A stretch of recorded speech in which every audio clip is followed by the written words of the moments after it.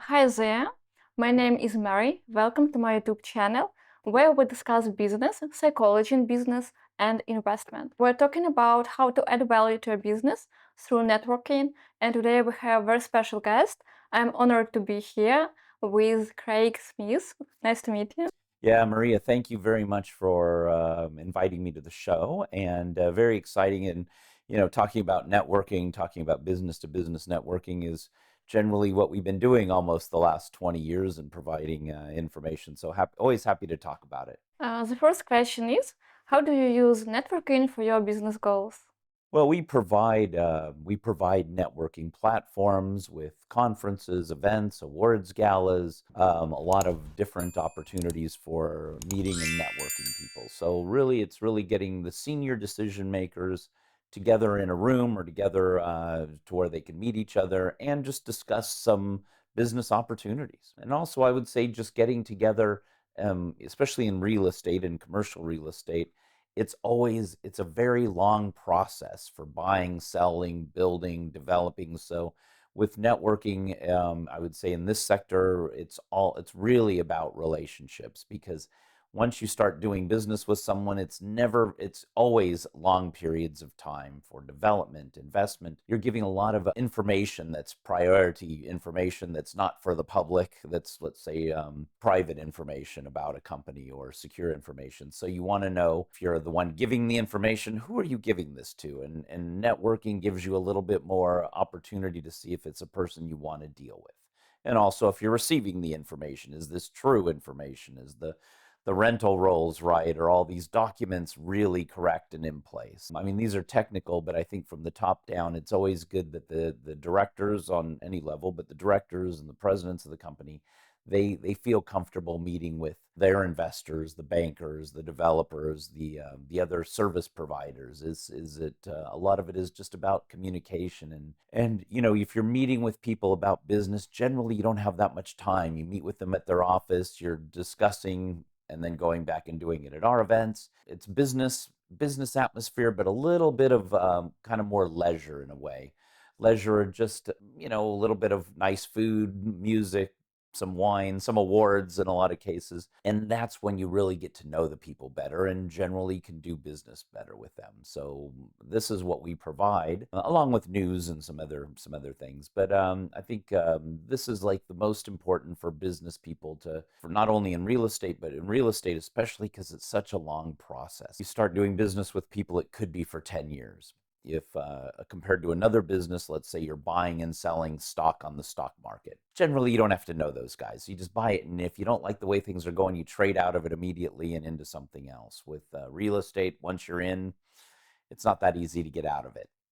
Yeah, got it. So networking, I think, is important from a sense of like, who are you talking to? Who is this person really? And a lot of times, what I notice is, if you're doing business with clients and you invite them and you get a table, let's say at our gala, which is a gala table of 10 or 12, and you invite some of these clients or potential clients, once they've had one or two glasses of wine, they're having some fun, you can actually find out a lot more quite interesting information and what else they need. Sometimes people don't want to tell you. You're in a business meeting and they say, no, no, we don't want that, or no, they don't understand that you're providing this service. If you're sitting with them for 2 hours, you really do find out about a lot about clients that you would, might not know. I have people that come up to me and say, it was a great idea. We invited these clients. We've been doing business with them for 10 years.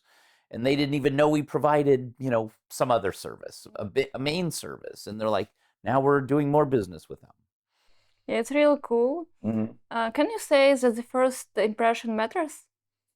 I think first impressions definitely matter, with anything, right? With business, with personal, you never get second chance to make a first Yeah. impression, and I really think that's true. If people have a bad impression of you at the beginning, it's almost impossible to get rid of it. Or the other way, if they have a good impression about you, you can move forward pretty quickly. I think the same in personal life. Yeah.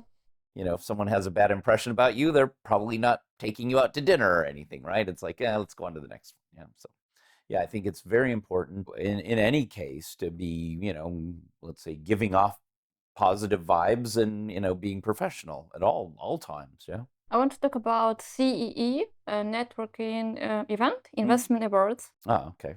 Yes, because it has great opportunities to meet new people and what Mhm. you said, to share some experience. And also, event offers some panel discussions that are Mhm. valuable as well about investing, real estate. Tell me, please, more why is it important for CEOs to come to Warsaw and to join this event? Well, yeah, of course, trying to sell tickets or sponsorships, of course it's worth it. But if you really look at specifically who these are for, I think if you're coming to the event and you know nothing about real estate, for example, it's quite interesting because you're not getting a technical look. It's senior directors that are making the news, that are producing the news. I mean, they're the ones creating the market. So most conferences, I would say it's not like that. It's more middle management showing some presentation they were given, and that's it. Or you see a lot of people selling their products, selling their services, and we don't do any of that. So it's really senior decision makers explaining what they think what's going on and what's going to go on. And when you hear from them, you get a good perspective of what's happening because they are creating the news. And they are, if it's the investors, developers, bankers, a banker gets on stage and says, look, we're not lending on this, we're lending on that. Or they never say they're not, but you can read between the lines. It's like, okay, they don't want to lend on some asset class. Well, let's give them something else to think about. And for example, I would say in general, again, the most of the companies that were looking for loans for building big office buildings, all those projects have probably changed to we're building big projects that are mixed use. And maybe they changed it a little bit of retail, a little bit of maybe residential, some office, because that was probably the or a hotel or something. They change it based on what investors want to do and what bankers are willing to fund. So when you come to our conferences, you really hear from the top people. What are we going to do? What are we putting in the money? They say you'll hear it at this conference. We have 1 billion euros to lend to the market. They won't say they don't want to do something, but they'll say we like this, we like that, we like this other, and this is the size of the project. So if you fit into that realm, probably easier. If you don't, then yeah, you can still pitch it, but be aware they're not, no one ever wants to say they're not going to do business, but it'll get killed in the process of the committee, the credit committees or something. So, stick with what I think what you're doing, so you can hear what's going on. You can hear from all the leaders.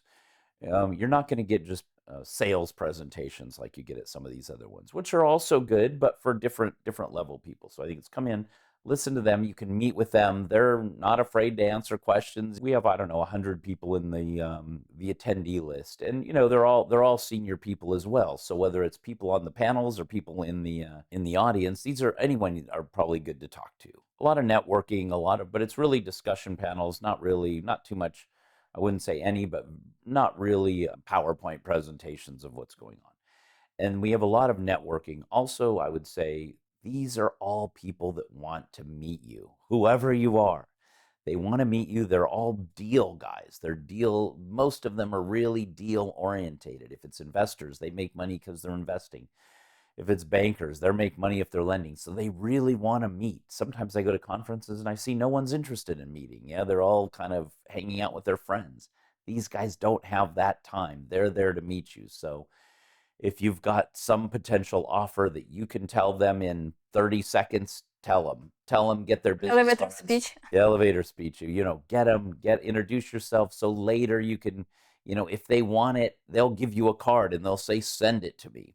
If they don't want it, they'll be nice and they probably won't give you a card, or if they take your card, they'll send it.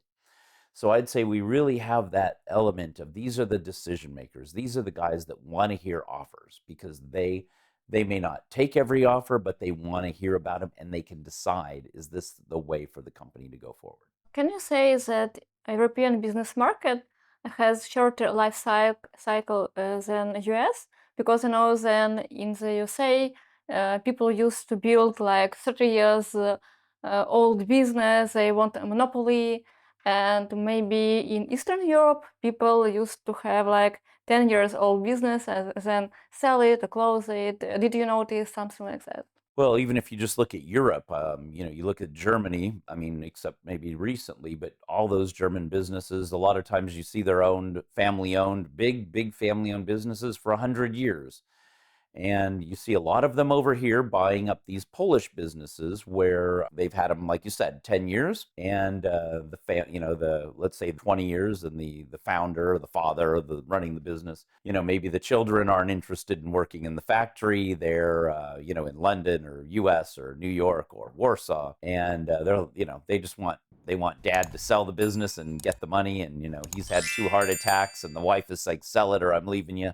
So a lot of these German companies, great opportunity. They're coming in and buying them. And you do see this more family operated generations in Germany where they've went to school, they're engineers for maybe they've worked at a few other businesses, but they're coming back to the family business, I would say, and building it. You do see a lot of that. In Poland, you see, I mean, a lot less. The guys have built it up. They're like, let's sell it as fast as we can, or the children, or there's no one to leave it to. There's no kind of legacy. The children are off opening app stores or doing apps, and they're like, we don't want to run this factory. So I'd see a bit of that. I think in the US, I would say it's, they build it, they sell it. Obviously, there's a lot of family owned businesses there too.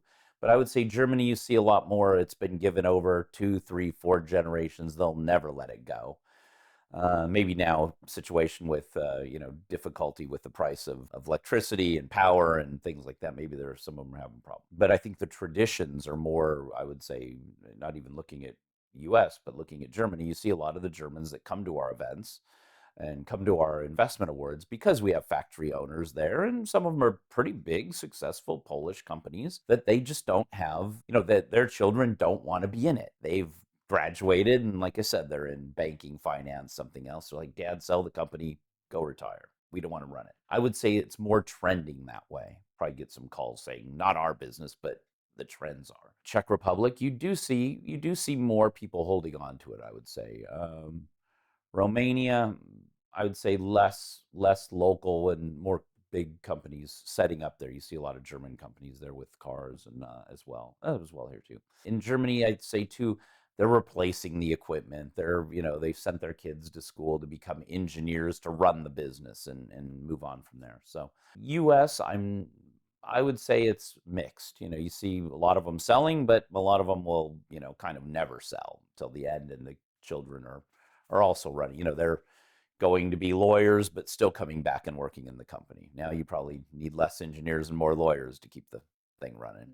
So just depends. But I'd say in Poland you see less of the younger generations wanting to come back and run the factory. Thank you for your answer. And the last question about investment shift this year, because I read on the website that would be discussed on the conference, Investment Awards, about some shift in investment. Can you give me, please, some short preview what has changed? Well, I would say a lot has changed, really. Let's say over the last, well, now it's almost 5 years, but from COVID, few big changes. It's COVID, war in Ukraine. And then of course you have inflation and high costs.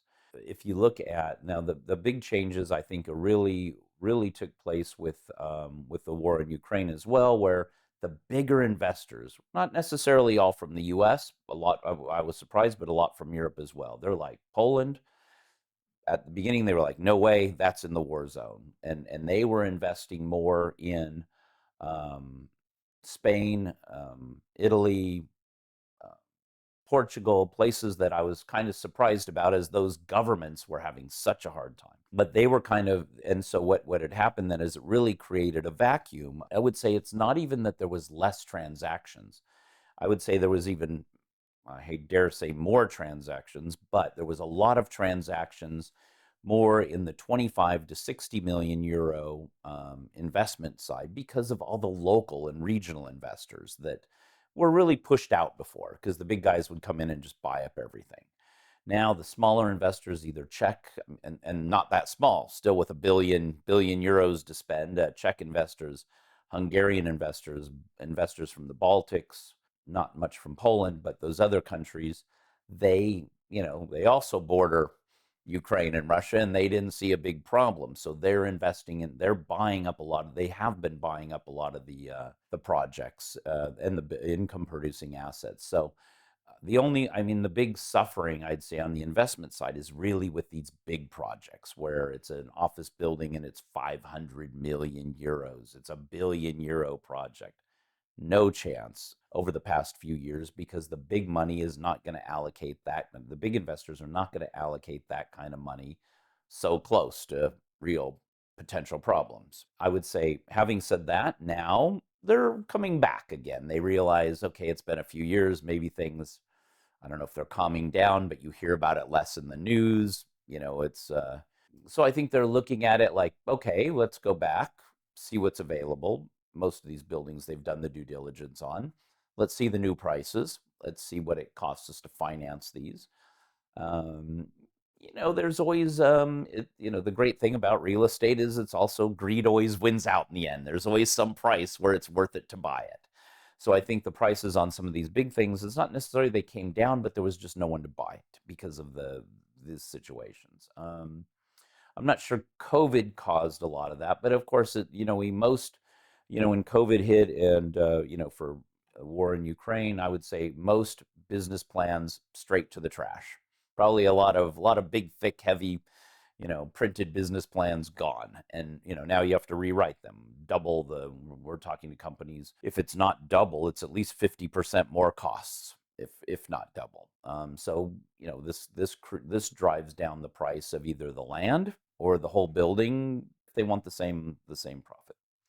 I would say another thing that maybe we're not seeing quite yet, but I think on the real estate side and also commercial real estate, more and more success on buying. So I've seen also, I would say, another big change really coming now. And, there's been a lot of talk about it, but I have seen now instances where it's really working and more money is coming in, is using blockchain to buy real estate, using, okay, cryptocurrency maybe, but using blockchain with normal currency or crypto. And where these guys have come in and, there was always some small company trying to start it. Oh yeah, we've got some deal and we want, but now I see big investors coming in with real money from the West saying, let's launch this project, and because of the technology, and they can sell, I don't know if they're selling shares or exactly how it works, but you can buy into an office building, you can buy into a hotel, maybe your favorite hotel, you can buy into residential for even 100 euros. Yeah, you just go on the phone, send the transfer, and you own some bit of it. And when they sell it, you're getting paid. Now, this I think will continue to be profitable. There'll be some up and downs because some people will fail at doing this just like any other business. But I think you'll have a lot of people looking at, hey, how do we invest 1,000 euros and own a resort hotel? Oh, we're one of the owners. And maybe there's some value in it as well. They get paid back. So I think you'll see a lot more of the public investing in this. And maybe, I've seen a lot of, in Central Europe, I've seen a lot of big companies look at it, not yet do it in some cases, but, they're looking. They need the right partner who has the money to back up what they say they're going to do. And the technology actually works, and also getting the regulations to follow and the laws of how to track if 2,000 people own a building. What a nightmare. It's hard enough if 3 people own it, but how to manage that. And but I see that more and more of it's happening. It's a new trend of investing and a new trend of selling. And I think there's so many people that really want to be in real estate, but maybe they only have 100,000 or 10,000 or 1,000 or like I said, 100 euros. They can start and see what happens. And I think now that there's more success happening on this front. I've seen a lot of presentations where they're like, yeah, this is great, it all works, but no one did it for many years, or very, very little few small projects. But now I see these projects are coming in big. So I think you'll see a lot of that. Maybe not mainstream yet, but I think it will happen. And I think also companies that then they're in trouble. They need cash flow. You own a building, somebody moves out, you need cash flow. You might sell 10% of it through this blockchain way, where everyone pays 1,000, and finding people that will put in the money might just save the business or save the ownership of this business. This happens all the time. You look at some of these villages or some of these towns in the U.S. where Coca-Cola started, for example. They went around to everybody in the village or town and said, "Look, invest in this Coca-Cola company." And the people that did are all millionaires, and most of everyone in the town that's lived there for everywhere is a millionaire because they all put in some bits of money. It was almost crowdfunding without the technology. So I think that's nothing new. It's just the technology is there. So yeah, big change. I think big changes are coming. Probably, I mean, for the most part, should be for the better because it's opening up more buyers into the market and getting more people interested in real estate. Interesting. I didn't know that you can pay for real estate with blockchain. Yeah, absolutely. Yeah. You can buy in. There's projects now that are backed by real developers, real money, real that where you can buy, they got a project there and they're selling it for a certain amount of money and you can buy into it for different prices. It's happening all over, probably more in the US, because that's kind of where where they can move it. But it's here in Central Europe too. And I think you'll see more and more. And we've, at our events, we'll be talking about it as well. We've got a couple of, not only experts, but people really doing it. I think it now opens up for a different kind of conference when you have everybody from everyone can come that wants to buy into, I don't know, let's say the Intercontinental Building, for example. It's a hotel where it's not for selling it this way, but where they might, wow, well, maybe I'll come because now I can own part of it. Yeah. So I think you'll see more of those. I think you'll see a lot more resorts coming up that way where you say, wow, I want to buy you look at a great picture. It's more emotions. Wow, you look at a great picture, great sand. Maybe you can't afford to go there, but you can buy some small percentage of it. And, and depending on how it's run, it should be profitable. Just like it won't make it any more or less profitable, but it's a lot of management of all these owners, these little owners, and the people that do it right for the long term, I think, be more successful.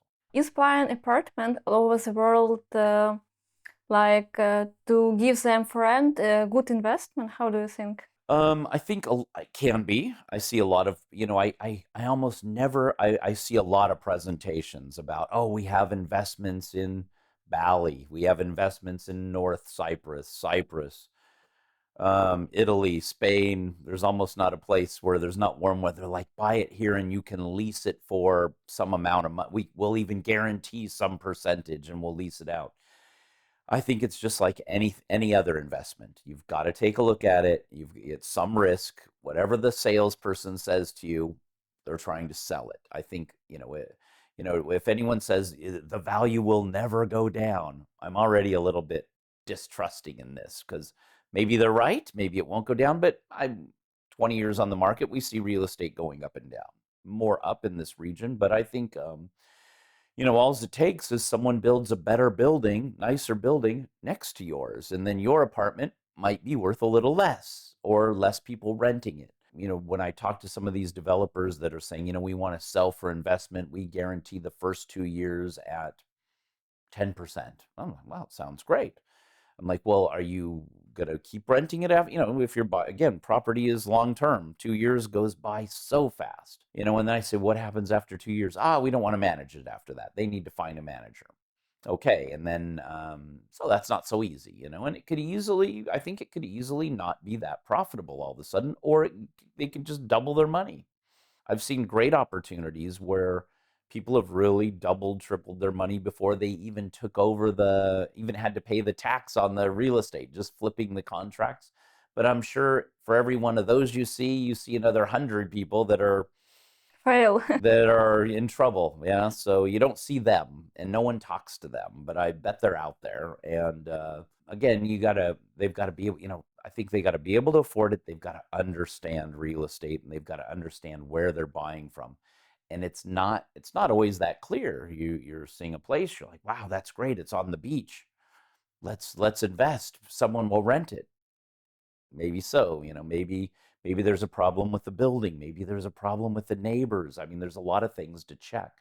I would just say make sure that If you're doing something like that for the first time and you don't know anything about real estate or not much, even if you have your own home, try to find check around the prices. Don't listen to the first guy. Go around, spend a few. Don't buy it off the internet. Go and check it out. Physically go there. Spend 5 or 6 days looking around, looking at the competition, talking to them, see what the prices are. And I think a lot of it is really read. Some of the people I talk to, they go, we bought this property. It was really cheap. It's a great apartment, but we can't sell it now because somewhere in the contract, they have to get everyone in the apartment to agree. Well, no one agrees, yeah, unless you pay them or something. So, again, under what conditions are you getting this, and how can you resell it? Sometimes you can't. Again, good question to ask, or spend a little extra time looking around, looking at the places. It's somewhere that's really good, not just cheap or something, and see who the neighbors are there. If it is, are these people, who's moved in, who's going to move in, and also who is the developer? Is this their first development? Is this their 100th development? Who are these people really developing? And then, don't be afraid to even go knock on a few doors of people that live there. I think there's a lot of great opportunities, a lot of money to be made, but I think you can easily lose if you're, again, dealing with the wrong companies. And again, it's over, long term decisions. I would like to ask you about differences. For example, people from Eastern Europe, they used maybe not to be proactive.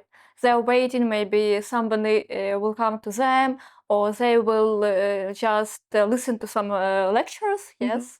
So, can you please explain how to be proactive, how to present yourself? Well, I think I'm attending a lot of events all around Europe. I mean, whether it's the UK, Germany, France, Central Eastern Europe, Southeastern Europe, Eastern Europe. So we do events, of course, in Poland, in Czech, in Hungary, in Romania.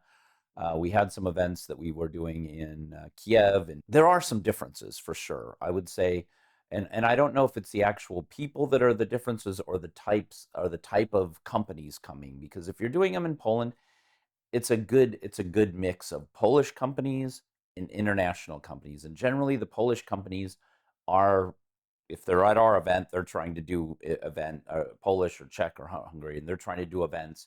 They're trying to meet international clients. If you're coming from Ukraine and you think, oh, these Europeans aren't going to do anything with us, then they probably won't. But if you come and say, okay, I'm here with my two assistants. Okay, we don't speak any English or Polish, but I'm here with my two assistants. They've had some rehearsal, what to say, how to say it, what are they looking for. If they just read the first page of any website, what's happening in the company. So I'd say come here and be, with a couple proactive, I don't know if they have to be young, but let's say young people seem to know more languages. Don't wait for anyone to come to you, because generally they're not. Doesn't mean they don't want to do business. They're just busy meeting other people. All the people at our events are really deal making. It's all deal making. So if one looks busy, just quick interruption. Hey, this is who we are. Can we talk to you in 5 minutes, or by phone or by email later? But, just don't waste people's time. But, you only need a minute, right? If they're like, yeah, well, that's something we like, then let's meet tomorrow, or let's meet later today, or talk about it in the future. So I would say there's great opportunities for any company, any foreign company, but you got to come over. I'd say just figure out, if you're coming for the first time, figure out the top 10 people you want to meet. Yeah, to be prepared. Yeah, to be prepared. Who are they? What are they doing? Read their website, read their bios on LinkedIn, come up with a little bit of effort, get your assistants to do it. So, you're not coming in cold saying, hey, let's meet some people and do some business, because it's hard that way. But, if you say, hey, if you look at our websites, you see, I don't know, 50 people that are on the jury. Figure out which ones you want to meet. Send them a message or put them on your list. Check out their company. Check out their LinkedIn site. They all have it. So it's you can be a little bit of prepared for them. And then even, you can even send them a message over LinkedIn, or let us know. And, just like kind of pre-dating, pre-message. Hey, I'm going to be there. Do you have 5 minutes to meet? If they do, then they're interested. No one's meeting because they don't want to buy anything from you. They're meeting because they do want to. It's just, you got to convince them. Yeah, I think that viewers will get many points how to use networking properly and to be prepared, to be proactive, and to follow up people, to stay in touch with people that they met at the conference. Yeah, yeah. Get your salespeople and your marketing people to start doing the prep for you. If you don't have time to do it yourself, do a bit yourself, just to see how it is, and maybe have a little meeting with the team. If you're big enough company, and you're like, oh, well, we're just sending the CEO. Well, maybe send a couple other people with the CEO so they can see there's the team there to follow up on all this stuff. Because as a CEO of a company in Ukraine, I imagine you don't have a lot of time to mess around with sending emails and following up. You got other things to take care of, or anywhere. It's hard enough running supply or things in any country. So I would say bring the team, spend a little extra money, bring the team, train them a little bit, and you'll probably see a lot more response, a lot more final value out of this. Thank you so much for your answers. Thank you. Always happy to be on your show as well. Thank you. It was useful and interesting. Yeah, well, thank you. It's great to have you here at the studio as well, and great to see you.